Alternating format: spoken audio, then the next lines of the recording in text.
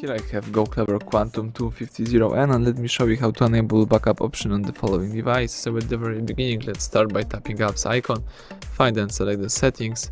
Let's scroll down and under personal tab, let's choose backup and reset. From the following menu, let's tap on backup my data. Let's enable the backup my data feature by using that switcher. Let's go back, and here you need to set the backup account. So let's tap on backup account. If you have added some Google accounts, you can use them. If not, let's choose add account. The phone is checking info. And now you need to add your Google account. You can do it in two ways. You can create a new account by using that blue link or use the existing Google account. In my case, let me use the existing one. Let's enter the email right here. Tap next. Now it's time to enter the password.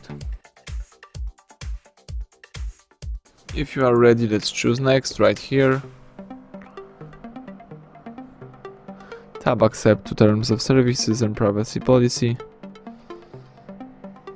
The phone is checking info. Let's wait a couple of seconds. Here you have to decide either you would like to automatically backup device data. In my case, let me leave it enabled, and let's tap next. That's it.